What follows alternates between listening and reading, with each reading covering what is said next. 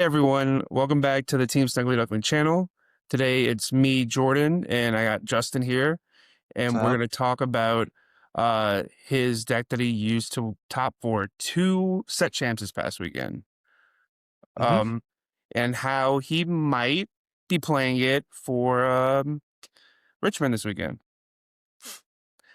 Um, Justin, why don't you say what we're playing? So this is the Amber Amethyst mid-range build, and so it doesn't play the monster combo. It just focuses on playing the purple good stuff along with Oh, Horseman Strikes. what do you think that?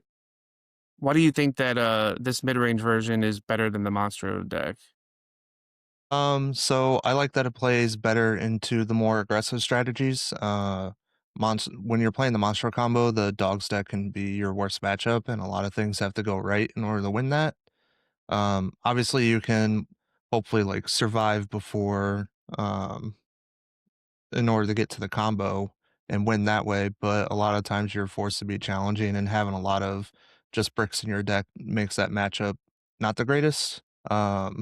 So I also think that you don't really need the combo to win a lot of the matchups since a lot of the since you were already winning with a lot of the purple stuff anyway, so it's just a bunch of air. Yeah. Um, but that's just how I feel about it. So Okay. So do you think this deck is a strong contender in the meta, or why'd you decide to like bring it this weekend? I do think it's a strong contender. So I mainly chose it because one, I like the playstyle of deck. It kind of feels like a better Blurple at times, mainly because you have access to Horseman Strikes, which is a removal spell for the evasives before turn 7, unlike in Blurple with Hades. And then I also think it has a really good Purple Steel matchup. A lot of the stat lines and everything line up pretty well with it. Yeah.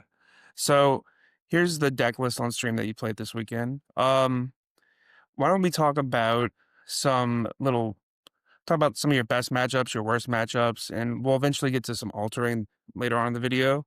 Yeah, take it away. So, as I mentioned just a moment ago, I think Purple Steel is arguably your best matchup. You not only do you have access to Horseman Strikes to be able to hit the evasives in the air, like the Genies, the Elsas, their Dumbos, but you also have access to a curve out line against them to be able to keep up with their tempo, as well as having access to the ramp in order to stay ahead whenever you're on the play. So, generally, when I'm playing that matchup, I like foregoing the Lantern on the draw, and I'll just focus on trying to get a 1, 2, 3 line in order to keep up with them. Because the the easier it is to like stop them from questing for with early lore, the easier it is for you to like win the game in the end game. Um, so I just think it like lines up in the purple steel really well. I do think it's probably the purple deck that beats up on all the other purple decks. And then I also think that your dog's matchup is like pretty serviceable. Um, you still have the curve outline. You have Mowgli to rip their Under the Sea or Chromacon after they use Tramp to fish for it, which can be pretty nice and relevant at times. Then also just Cat can carry in that matchup. Yeah, that makes sense. The the shaky matchup is obviously green blue, but that's because every purple deck can struggle in the green blue just because of the Prince Philip combo. But having access to Horseman Strikes as well as Criminal Mind allows you to hit a lot of their heavy hitters in that matchup in their top end. Yeah, yeah, that makes sense. So against, we'll say like Purple Steel, uh, you're basically saying that this is kind of feeling like the role that Blurple filled last format. Is that correct? Yeah, Kind of. I do feel that way. I know a lot of the yellow purple lists are only playing like one Bagheera or none at all, but I actually really like that card in the purple steel. He lines up pretty well with being able to trade with Cobra as well as being able to aggressively quest in that matchup because anything that they try trading into it, it can't hold damage unless it's Elsa or if Yeah, they're playing also. Iago. It'll just always either trade or it'll go 2 for 1 because it's a 4/4 while they have 3 fours or 3 threes or whatever. Obviously, they can trade a like a Black Heron or Calhoun into it if they have, the Madam Mim, Skater Mim, I forget what its, sub name is. Yeah, Skaterman. Yeah, yeah, so I really like it for being able to aggressively quest in that matchup, force them to do awkward trades, and then there's also the curve out line that you can do, like, for instance, you can go Elanwi, into Iago, into Bagheera, and then especially when you're on the draw, so if they were to play Genie, you could go Horseman Strikes, kill the or banish the Genie, and then, you can quest with Elanwi, pump their cat or their 3-drop, and then use Criminal Mind or Oh, use Bagheera to sing Criminal Mind yeah, yeah. and take out their 3-cost singer, so you pretty much just, like, wipe their board while you still have a bunch of board presence. Yeah, you steal all the tempo, and then if they swing back into the Ilami, you could trade with the Bagheera into the whatever they swing into the Ilami with, Right. right? Yeah, that seems kinda correct. Yeah, and Elanwi's just Princess Basil, so it's pretty nice. I think a lot of people may look at this list and ask, like, "Okay, it's kinda playing this Blurple-ish role, but without the, like, 8 ramps." But I think that, um, you have a really reasonable, like, 1, 2, 3, 4 curve in this deck. Um, it looks like especially, like, Mowgli into, like, protecting this Iago, that seems like very, seems like the best Iago deck. Yeah, Yeah, so curious to see what you think about that. there were times where, even on the draw, if I found Lantern, instead of playing it on turn 2, you can play, like, a Iago on turn 2. So, like, if you go Rafiki Iago to stymie their early aggressive questing while on the draw, and then on turn 3, you can go, Ink, play Lantern, then play Iago, rip their, like, Strength of Raging Fire, or if they're playing Fire the Cannons or stuff, or Zeus out of their hand, and then it frees up your Iago to hit the board to be able to contest their genies the turn after, if you don't have horseman strikes and stuff. Yeah. So I like Iago from being able to proactively protect certain play lines like that. It's also really nice. Just I think there was one game where I had two Iago or two Mowgli. It was in top eight at Impact, and I was playing against Purple Steel on the play and I just went 2 Mowgli back to back, 2 turns in a row, and ripped 2 strength out of his hand, and he had already Oof. inked 1, so he was very limited on removal, and I think the only other removal besides the other strength was just 1, Zeus in his deck, so it just means that Iago can just reign free on the board. Yeah, I think that, one of the benefits of this deck well, a few of the benefits are, like, the yellow cards really make a big impact. Like, all these yellow cards Mhm, are very impactful. The Alamwi essentially being the, Princess Basil. Basil of the deck. Yeah, and Yeah, then you have these 2 extra removal spells, and they kinda give you compensation for not playing steel, mhm, especially World's Greatest against Clarabelle, that seems really good. Um, the Lantern is essentially like a pseudo ramp, and then the Mowgli, I think, is super underutilized this format because, like, the only deck that really plays it right now is green yellow, and, like, mhm, this deck gets to play Mowgli, and that's pretty cool. yeah. I think the most controversial card, if people are looking at the list, is probably Bagheera. Um, and you think that, it's just a solid overall card into the meta? I do, so my thought process behind it is that if Purple Steel is willing to put out a turn 3 Cobra and not discard a card to gain 2 lore, then why is it not the same for this deck?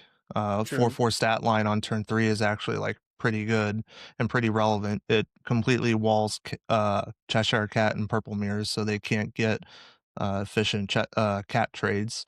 Um and also it's just, like, really solid, like, being able to quest with,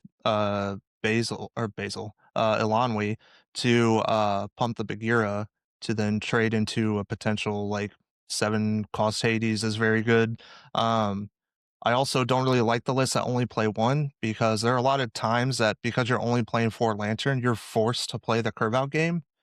So, when you don't have that turn 3 play to put a character on board, you're forced to guidebook, which can even though you're getting 2 cards, it can put you behind on tempo.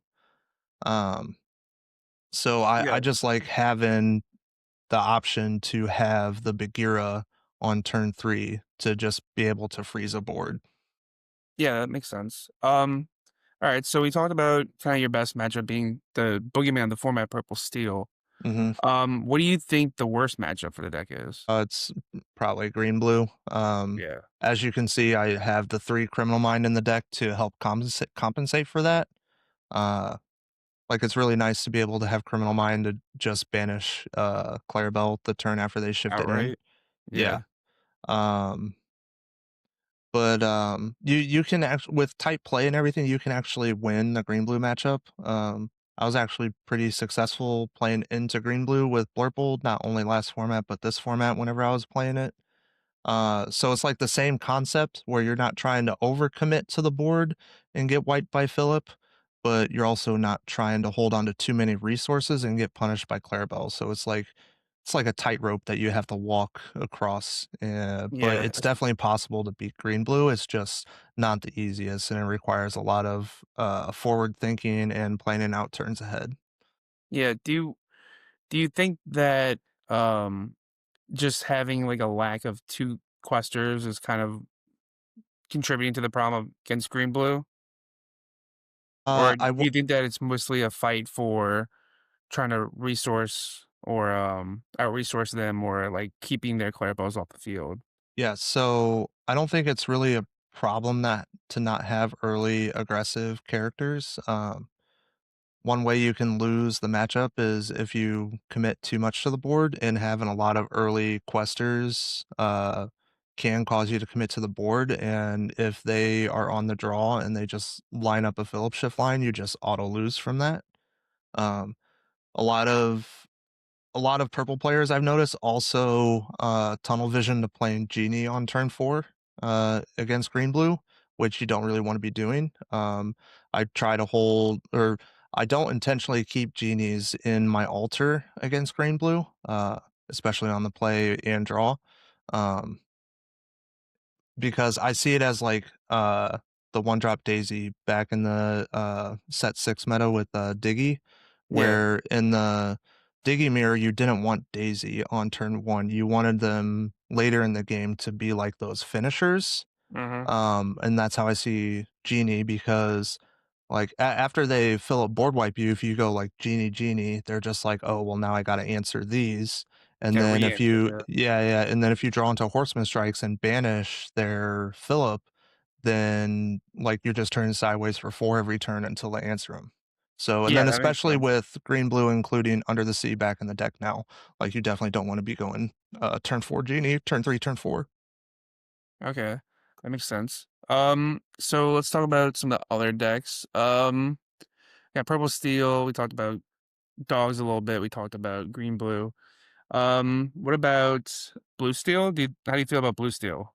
Oh, I think you're pretty favored in the blue steel, to be honest. I think blue steel struggles a lot with the game plan from purple. Cheshire Cat does a lot of heavy lifting. Um, Vincenzo doesn't really kill a whole lot or banish a whole lot except for Dumbo. And then Yeah, having access to even against the ally variant, having access to Iago just they just turn their Jasmine sideways one time and then you just trade into it. So yeah, they that can't makes get a sense. whole lot of value out of it. That's Uh, a. I think that's big. yeah. That's pretty huge. Iago's actually very good for doing a lot of trading stuff. Like you can even go against the Amber aggro decks that are playing what's it, Tiana restaurant owner. You can Yeah, just go Tiana. Ilanwi on 1, Iago on 2, and then they can't turn uh the Tiana sideways because you can just pump the Iago. It'll It's done. become 7 and then lose the 3 strength and you just still full clear it. So um I think Blue Steel is a good matchup. I actually played against one on my Sunday set champs and 2-0'd 'em. Uh, obviously, you can lose to it if they just keep chaining Hades, but that's just how Blurple also beats you too, so it's no different. Okay. So I like all that. So one card I forgot to mention earlier was They Never Come Back. How you feel about They Never Come Back, and do you think it could be a different card, or are you happy with it? So I like They Never Come Back. I think it's a good card, especially with the uptick of illusions in the format like Iago, Cobra, and Palace Guard. Um, However, at times it did feel awkward in this deck, just because there are a lot of times where you'll be forced to do it on turn 6 and you'll be left over with 3 ink, and you'll just be like, "Oh, well, what do I do with this now?" Especially if you don't have, like, a Bagheera or a cat to put to the board or, like, a book to draw 2 cards.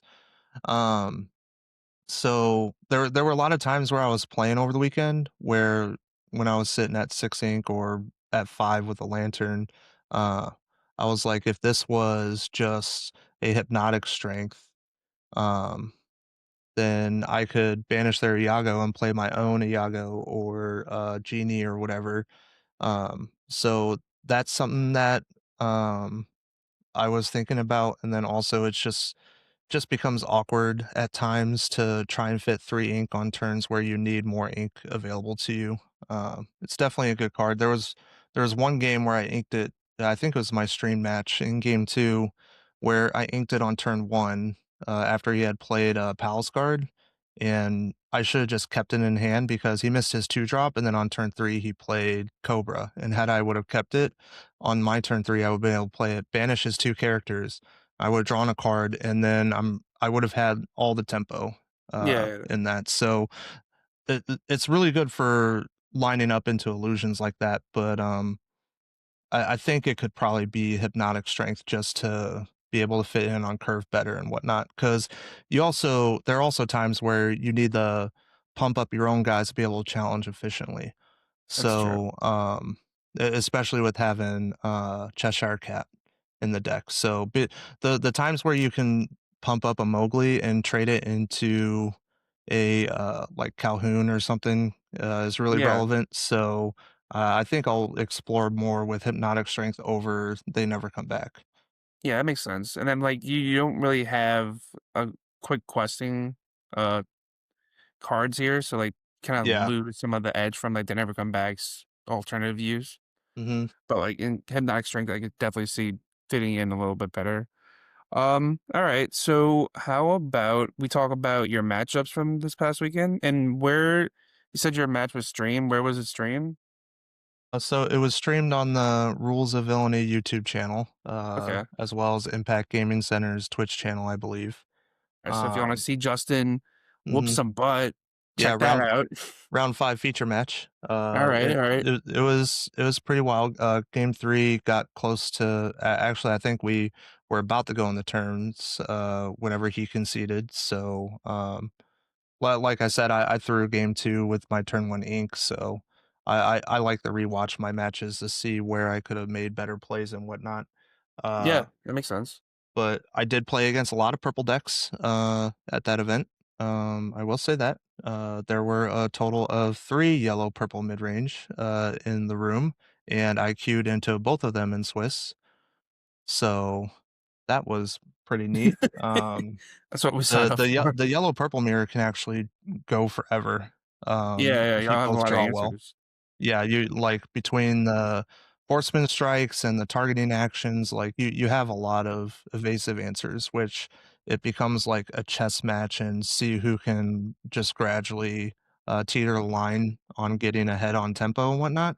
Um, there was a point, in top 4 where I was very far behind, and I somehow clawed my way back and took the game. I don't know how that happened because generally that doesn't happen in purple mirrors, but I really like how this deck gives you the agency to be able to pull that off. So it's pretty cool. Uh, but yeah, so I didn't play against any green blue and Swiss surprisingly. Uh, I thought I would. It seemed like there was a decent amount there. Um, but as Okay. I mentioned, I also only played one purple steel and Swiss, which was my round 5 feature. But and then I played again in top 8, and I just the guy I played in top 8, I'd also played in our Friday locals the day before and just crushed him 2-0.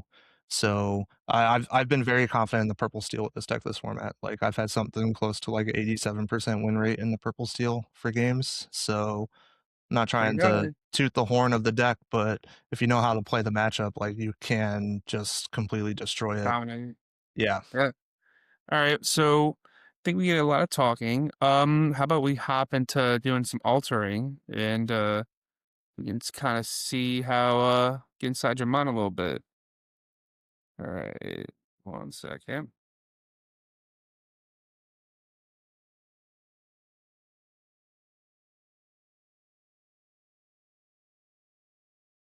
All right, here's your list. We'll go simulate. Go new game. All right.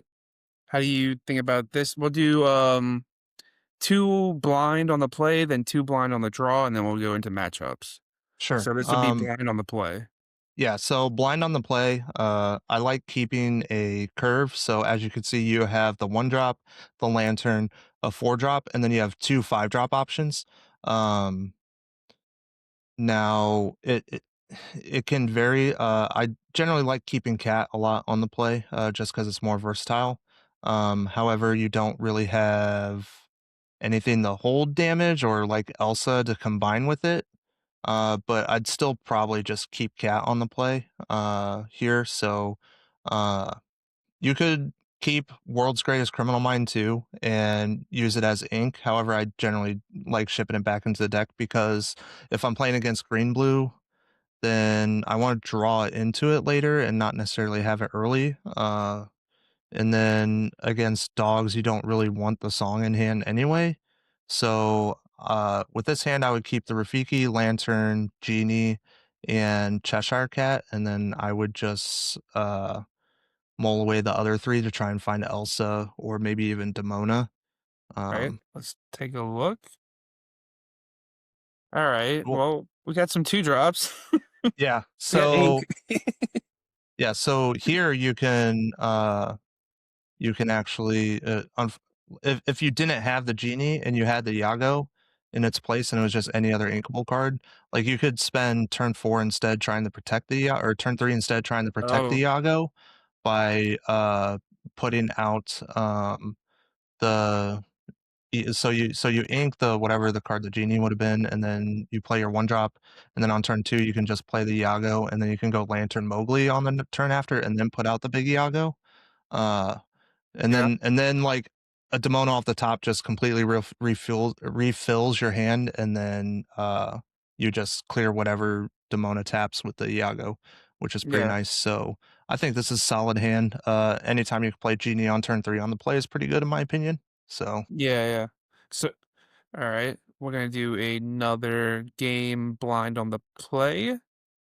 Ooh. What do you think about this hand? This is interesting. uh so this hand, if I'm on the play, uh let's see. Very interesting hand. There's a lot of different Yeah, textures.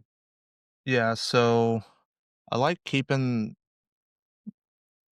I think on the play, just because you have Iago here, I would just get rid of the Horseman, Bagheera, and both Bagheeras, and then you have your 1, 2, 4 curve, and then you have Demona the refill. Yeah. So like this you can draw into Elsa or Cat to enable your Iago more, or even Hades. Find Hades, it also gives you more reason to ink Demona later.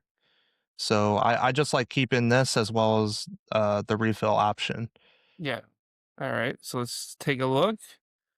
Okay. Well, we found a Hades and we found that they never come back if they Yeah, have some so illusions. so you have your easy turn 1 ink with the 2 cost Iago, and then you can put out Rafiki, then the next turn you can play Lantern.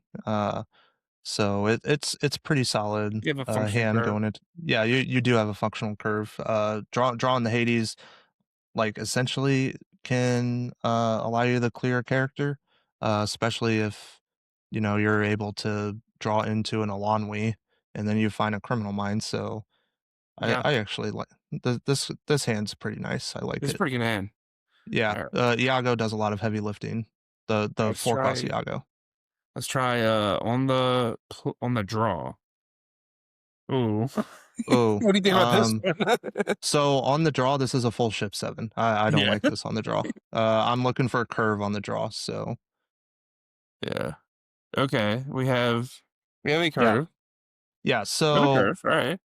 I like this. You have Alanwi for turn 1, you have Mowgli for turn 2, and then you have Bagheera, and then strikes. Its lantern's pretty awkward on the draw, which I don't really like necessarily, but it's still like a turn 4 with the other Mowgli in your hand too. So That's true. it's not terrible. But yeah, I mean, I do like how you have a curve. Bagheera does a lot to help stabilize the board, especially when you have an Elanwe too. So Also, we have lantern. We have Mowgli into lantern Mowgli if we're playing like, against like green yeah, blue or something. mm-hmm. That's just even awful. Yeah, Yeah.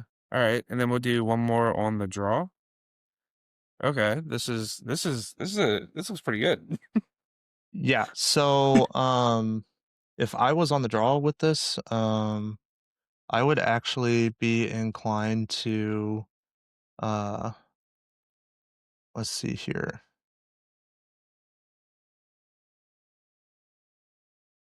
I don't have a solid 2 drop. I have a 4, 3, 2.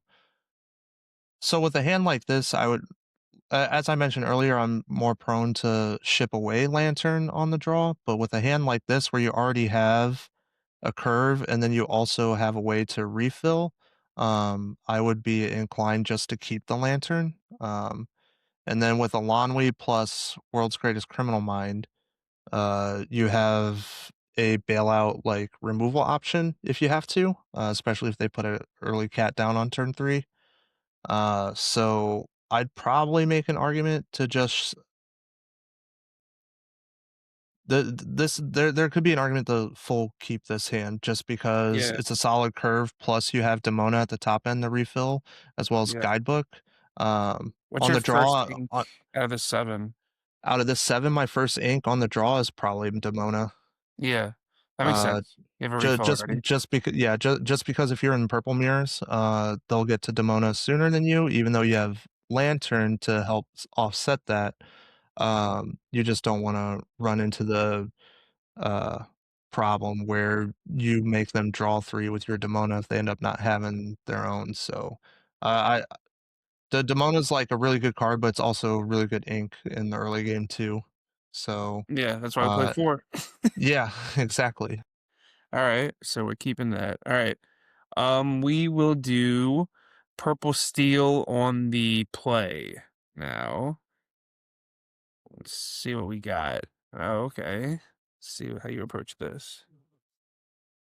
So on the play against Purple Steel, I'm just inclined to keep Lantern and Cheshire Cat and then ship everything else. Because I'm trying to find a 4 cost here and the 1 cost to go with it, and Cheshire Cat's just really good in the purple mirrors. This seems pretty good. Yep. So we found a turn 1 ink in Demona, and then we also found our Elanwi. There's also times too where if you have 2 uninkables in your hand like this, you can just ink Demona and hold the Elanwi until next turn because you can always play for free with Lantern. Yeah, Because that makes sense. it's always a feels bad if you draw like another uninkable. So in this scenario on the play, I would be inclined to keep the Elanwi in hand and just play it out on turn 2. Uh, if I find another inkable off the top of the deck because I'd really like to not ink Cheshire Cat or Dumbo, and inking 2 Demona early can be like kind of feels bad because on the play she's just so insane. Yeah. So Yeah, surprisingly, out you of all get to these altars, we haven't seen a single 5 cost Elsa. So Is it in the deck? yeah, do we even play it? All right. So we do purple steel on the draw. New game. Oh, there it is. Speed the devil. There she is. So here you don't have a 1 drop or a 2 drop. So to keep on curve with them. I really like ship not focusing on the lantern game plan while on the draw. However, you're not finding either of those pieces, so I'm inclined to keep the lantern here, just to because you have the 4 and 5 cost already. Um, so I would keep the Iago, Elsa, and lantern and ship everything else. So we're kind of looking like Blurple in this altar right here. Yeah, if we had a 1 drop, I would most likely ship away lantern just to find, a 2 drop that did something.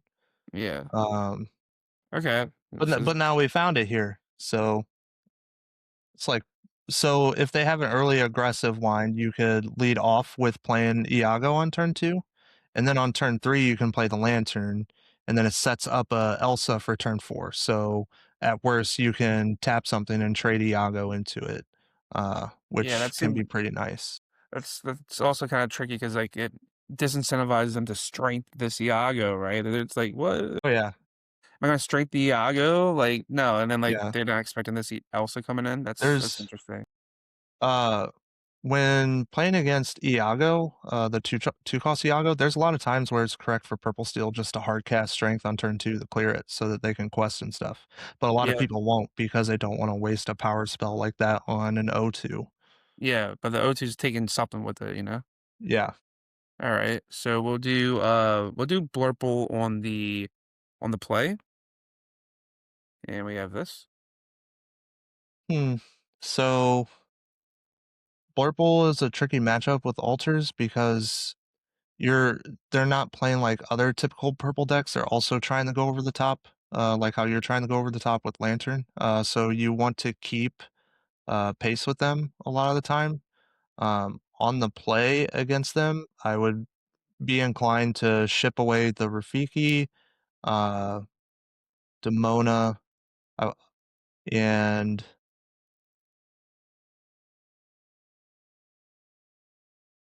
both Dumbos and Bagheera and just keep Iago Guidebook.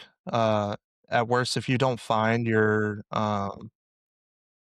Lantern out of this, then you can play a guidebook on 2, and then on turn 3, you can pop the guidebook to try and find Lantern that way, and Yeah. then catch up to him on resources. And Iago's just a solid card, to play on the play against Blurple, and even if you don't find Lantern, after they establish, like, a Genie of their own, or an Iago of their own, you can play your own Iago, and even if they were to play I guess if they were to play an Elsa and tap it, it would still put 4 damage on each one, but then you could play a cat to move 2 damage off the Elsa to kill their Iago. So I'm inclined to keep the guidebook and Iago out of this mulligan. And let's see what we oh, okay. This is Yep. interesting. Yeah, so now we have a nice little curve. You could potentially go, obviously you ink Criminal Mind turn 1, and then turn 2, you can ink Bagheera or whatever off the top and play Lantern, and then or you could ink a different card, play Lantern on 2, then on 3 you could play like a Bagheera plus Lantern, or you could play the second Lantern along with the Bagheera, so, Yeah. like, you're emptying out your hand, and then eventually, if you find a 2 Demon off the refills. yeah, you have 2 refills out of this too, which is pretty nice. Yeah, it when mulliganing for Blurple, are you trying to find Horseman Strikes to play? That too, Oh, yes. It it's especially needed for whenever you don't find Lantern, yeah. and they do have turn 2 ramp, because in that way you can keep them off their evasives early. So because an unchecked Genie can just gain a whole bunch of lore against you, which can be a struggle. It's why I really like 4 Iago in the yellow-purple deck. Feel that. All right. So do Blurple on the draw. Speak of the devil. So on the draw, I'm inclined to keep Horseman Strikes and just ship everything else. With being on the draw against Blurple, they're getting to their Elsas and stuff ahead of time, which means even if you have Cheshire Cat and like you played out early, then like it can still just get tapped and then Basil Elsa and banish that way, and then they sit with 3 damage on their own Elsa. So I like to try. aggressively finding a lantern here to be able to keep up on resources on the draw, and then if you miss it, you still have the bailout option of Horseman Strikes. Let's see. All right. Well, we missed the lantern, but we do have the horseman strikes. Yeah, so this is a nice curve. You have your 1, 2, 3 to banish their genie or Iago, and then on 4 you have your own genie, or you could even play Dumbo if you wanted to, and then you have Elsa's. So it's a serviceable curve, and then Are uh, you playing the Iago against Blurple? Or are you maybe inking it? Or how do you feel it about it that? it depends. If they go Elephant on turn 4 over, so I'd be inclined to ink whatever I draw off the top of the deck and just keep this because it's a curve that you have going. And I really don't like inking Elsas or Dumbos in the Blurple matchup. But however, the Iago is really good if you're able, or if they go Mana Mim Elephants, Yeah, the because elephant. because uh, they can never freely quest into it, especially if you have Ilanwi Iago. So and like Maybe even Elsa. even with Elsa, like having Iago to tap something and just trade into it is pretty good. Obviously, Sure. Iago can't jump into the sky, but uh, Iago is definitely something I would probably consider inking on turn 3 onward.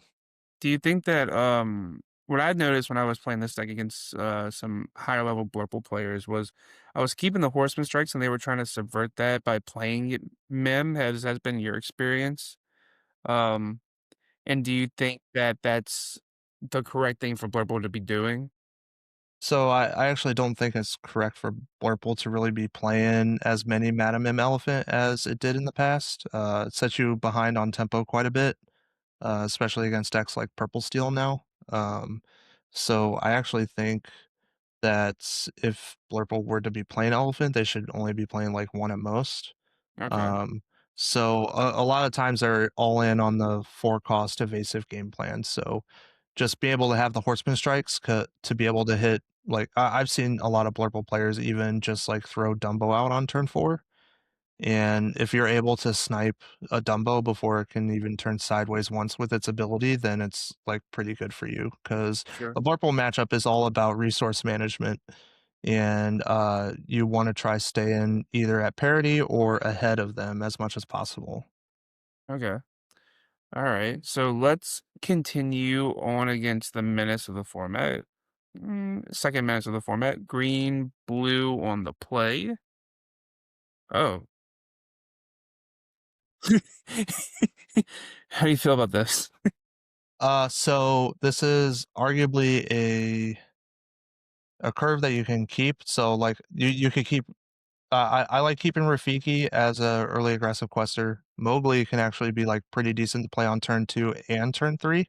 Because if they don't have Tipo, you can potentially snipe their turn 2. However, I like to be able to play Mowgli post ramp, and just rip your welcomes and Mother Knows Best to prevent their Clarabelle from drawing a whole bunch of cards. I know a lot of people will try playing this on 2 and just ripping ramp on the play, but I think that's incorrect a lot of the times just because of the density of actions that that deck has. Do you think Uh, that keeping two Mowglis here kind of changes that, or how do you feel about that? Actually, no, I don't think it really changes it. So, um, I'd be more inclined to play out the, um, like I maybe you could play a Mowgli out on turn 2 to rip a card from their hand. But you could also play both on turn 4, like after they Cindy ramp. Yeah. And then that way you can guaranteed like snipe both their actions if they have 3 cards in hand, or just get the one crucial action that they're trying to get. And if you end up hitting it, then you could just like ink the other Mowgli. Okay. So I like trying to trap green blue into gotcha moments in order to prevent the high roll from happening, instead of just trying to stop them from ramping, because a lot of times you just can't stop them from ramping. So Yeah, especially if the Tipo instead of the sale. yeah. And So having Iago on 2 also is really nice with the Elsa because even if they land a Clarabelle, you can force the Clarabelle down and throw, like, true. Iago and Rafiki into it just to Or clear it. Mowgli. Yeah, Yeah. or Mowgli, yeah. Yeah, that makes sense. So what are you keeping here? With this curve, I'm shipping, I'm keeping both Mowglis and the Rafiki and Iago because you wanna be curving out against green blue on the play. Just empty out your hand so it doesn't make uh, their Clarabelle, your welcome stuff more effective on the draw.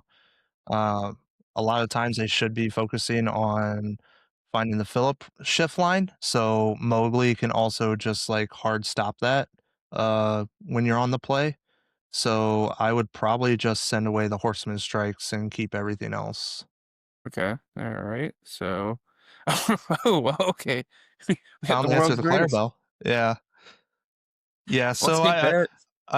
yeah, so here you could probably just ink the Bagheera, uh, on turn 1, or you because well, I guess you could ink the Iago on turn 2 now or turn 1 now because you do have the Criminal Mind, to answer, Clarabelle if Hmm. they land it. So, I would definitely put out Rafiki on turn 1 just to get early aggressive lore questing going. Yeah. And then on turn 2, you can actually go Mowgli, rip something, and then turn 3 Bagheera, then Mowgli again and whatnot. So, Yeah. I like this. All right. So I do green blue on the draw. Okay. I don't know about this hand. so this hand I would just keep World's Greatest Criminal Mind and ship everything else. Yeah. You sure don't want they never come back? Two of them? No, that's not for this matchup. Shoot, I didn't mulligan one of them. Oh, well, Okay. okay. We just kept it for ink, I guess. Yeah, So it's ink. Skill issue. yeah, so Don't mulligan T-boat. yeah, so obviously we'd ink never come back as our first option here. And then we'd ink something on turn 2 and play Lantern just to clear our hand. Then on turn 3, I'm more inclined to play Iago over the Genie, just Yeah, because I that don't want makes to be sense. drawn I don't want to be drawing cards on the draw against green blue. And then even if they were to shuffle away my Iago with a You're Welcome and let me draw 2 cards, I still have the Criminal Mind to answer the Clarabelle. Yeah, And then you also have the Horseman Strikes to be able to answer the Phillip shift whenever they decide to commit to that board. So you have a plan. against green blue, there's a lot of like hidden uninkables in the deck that I try not getting rid of. Generally, if I have both Criminal Mind and Horseman Strikes together, I'll ink the Horseman Strikes between the two just because Criminal Mind answers the same cards What? as the Horseman Strikes would. Yeah, that makes sense. Okay. All right. So we'll go now to another boogeyman in the format. There's three boogeymen. Green, yellow. We go to dogs. We go to dogs on Dogs? the play. Ooh, okay. All right. How do you feel about this? So on the play, I'd actually keep you want to try finding a one drop. It's not the end of the world if you don't find a one drop. Um, so I'm inclined to keep. See, I really like Iago, but at the same time, it like kind of blows when because they play what is it, Della's Moon Lullaby or Yeah. whatever now. So I think it's plausible to keep Genie Lantern and ship everything else to try and find one drops, and then also Elsa. Um, so there we go. And we have the Mowgli for after they try playing Tramp to find Chromacon or Under the Sea or whatever. So here I'd probably just ink Elsa on turn 1 and pass. It does kind of blow that we drew 2 lanterns, just because after you find the first it's not like the blue decks where you find the first piece of ramp and you don't want to see other pieces of ramp because their ramp draws cards. Uh, so finding the other lantern like kind of blows, but like you can, if you really wanted to, you could play another lantern on turn 2 or turn 3 and then have an Elsa. But I think it's just better to play Genie on turn 3. So um, I'd be inclined to ink Elsa, one of the Elsas here, because having a Dumbo is pretty good. Helps you find answers, and then also is a 3/3 body for dogs. Yeah, that makes sense. All right, so we'll go to dogs on the draw. Okay. This is perfect. So so here you have a nice curve going on. You have a 1 drop and a 2 drop. And you have a 4 and a 5. So on the draw, I'm actually inclined to keep the Rafiki, the 2 cost Iago, and the Elsa and the Genie. Genie does a lot to be able to not only help challenge the board when necessary, but also be able to race back whenever you start stabilizing the board. Turn the corner. Now you could also keep the Iago, or actually, I'd probably keep one Dumbo too, just because in case I'm getting if they're a good dogs player and not turning sideways, then you don't want to get caught with your pants down and get hit with an under the sea. So having access to Dumbo is pretty good in that scenario. Uh, Try this. We get ink. yeah, Ink. Demona actually helps a lot in the later game against dogs, just because you can force their stuff sideways, especially after you've stabilized, to just keep them off certain things. Now, if you've stabilized and they have Chromacon on board, you definitely don't want to be playing Demona. But there comes a point where, um, when dogs has Chromacon on board, you need to just be ignoring their board and questing, especially when you have multiple genies and whatnot. Uh, Definitely. I would like trying to find Mowgli on the draw just to be able to snipe Chromacon or Under the Sea, but it's not really something I would hard mulligan for, as I would prioritize finding Curve before anything else. Makes sense. Okay, so then we'll go to blue steel on the play. And we got this. So is this Blue Steel Allies or the 246 that Um, what's more popular right now? I The think two force. Allies is gaining traction Okay, just because of Justin we'll go with Morales. allies. So now, with the Allies deck, I actually like keeping Mowgli on 2 because not only does it have the potential to rip ramp, but it also can rip any of their few removal spells in the 4 strength and whatever Zeus they play. Um, I would be inclined to keep the Elanwi and the Mowgli, and then you have Bagheera as a turn 3 play. So I really like that because he does a lot to just stabilize the board against blue steel allies, and if they ever turn the Jasmine sideways, your Alanwi plus Bagheera can take it out, which is pretty nice. Yep. Uh, so you have a solid 1, 2, 3 here. You can use turn 4 to either play Dumbo or put out a guidebook. Um, Now I think Horseman Strikes is just unplayable in this matchup, so I'm inclined to keep it just to ink it. Okay. And not have to worry about drawing it in my deck later on and when I need an actual answer. So is this a So, full queue? uh, n- no, I'd still like to try and find like a genie or something like that as my turn 4 play. So I would keep the Elanwi, Mowgli, Bagheera, and the Dumbo, and then the Horseman Strikes and just ship the guidebook in Hades. Let's take a. Oh, we found the genie and we found a Demona. Yep. So this is pretty good. Generally against blue steel, especially against just whatever versions of it. I don't like keeping Demona.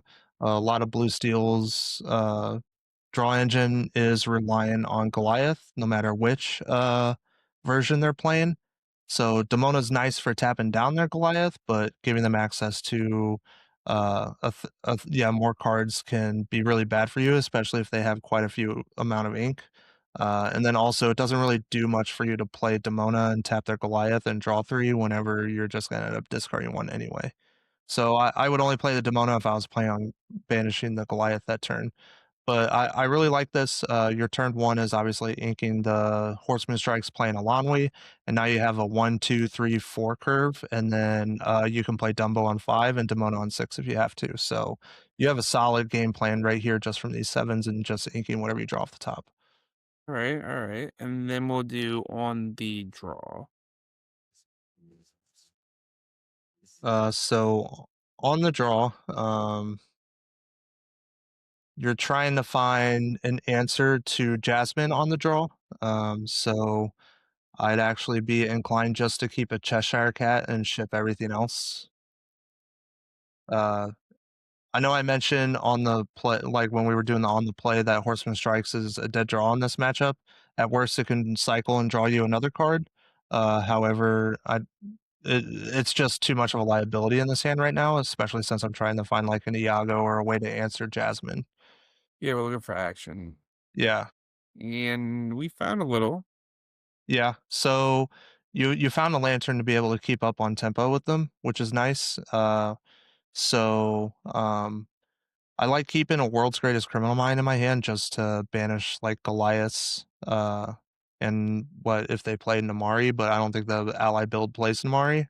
So, but your turn one is can ink whatever is off the top or one of these Iagos, and then you can just play a small curve out game, which is pretty nice. Yeah, that makes sense. Okay, and then we'll do one last one. We'll go with the fan favorite red purple. Red purple on the play. Let's see what we got. So on the This is play interesting. against red purple, I'd actually keep the Iago and because red purple, their game plan is to try and just curve out and turn sideways. Mm-hmm. So So what's that? yeah, being able to have your 2 drop just answer their Diablo is pretty good. It also even if you're aggressively questing with Iago early, um, the only card that can full clear it is out of their 1 drops is what is it? Tinkerbell. Tank, yeah. Yeah, so you can like turn it sideways and then like if they ever expose Lumiere, it's you're pretty happy with that. Now you always just try keeping it upright for just to trade into Diablo. But so I would keep that on the play and then I'd probably keep I Are don't we really like keeping playing horseman strikes?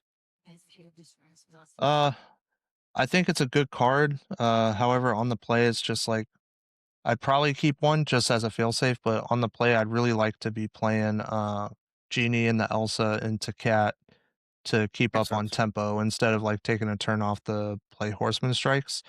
But yeah, so I'd probably just keep those 2 and then send back everything else.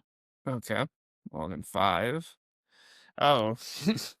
All right. Well, we have something. Yeah, so Curve. if they're one of the red purple decks that plays like the Tinkerbell or the Peter Pan, you can get rewarded by having them double Horseman Strikes. But in this one, you can run out of gas really fast, so I would not be inclined to ink Hades early, and I would probably just get rid of Horseman Strikes on turn one to play an Alanwi or Rafiki. Uh, Alanwi, Alanwi's probably the better decision just because it can line up better with your other cards. Yeah, with the Elsa. Yeah, so and then you can ink the Rafiki if you wanted to and play Iago on two. And then at worst, you can cycle Horseman Strikes if you ended up not inking one. So Yeah, we got 2 draws, so we'll see. We'll see. yeah. All right. And then we'll go red purple on the draw. What do we think about this? So just like purple steel, I like focusing on trying to curve out on the draw against red purple. I think it's really important to be able to have characters to answer their early aggression. So I really like keeping the Yago and the Bagheera and the cat, and I don't like Genie on the draw against red purple because of Horseman. Genie is like one of those cards where it's better to draw it later. Yes. Yeah, so I'd be inclined just to mull away the lantern and the genie in this scenario because you have a nice 2, 3, 4, 5, and then Cheshire Cat is 6.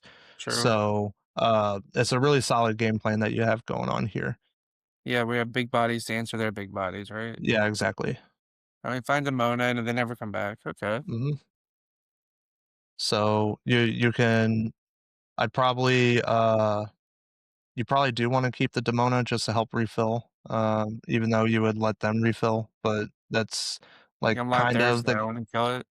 yeah, that's kind of the game you have to play. I would be inclined to ink the Never Come Back, even though like you have no other Iago answer here. But I think it's more important to keep Cat in hand along with the both the Iagos and the Elsa and the Demona. Yeah, that makes sense. All right. So that'll be our mulliganing section.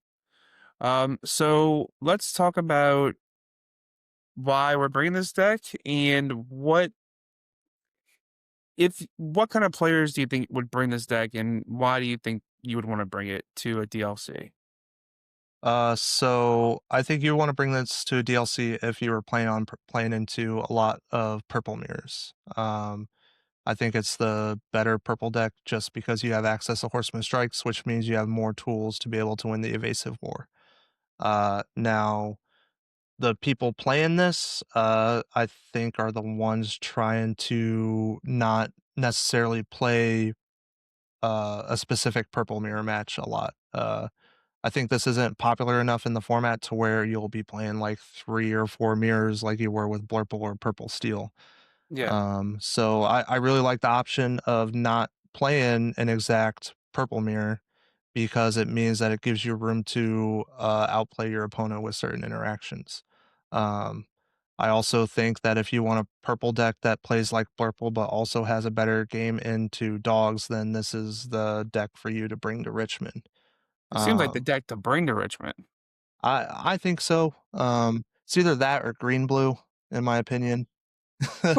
But that's just like coping trying to like just queue into purple decks and just win with Clarabelle. So Yeah, obviously green blue just can't beat dogs, but outside of that, like green blue is actually pretty solid in everything else. But I think this is solid into everything but green blue. So it's like kind of which side of the bracket are you trying to metagame for yeah, it's exactly? kind of the format we're in right now. Is Yeah.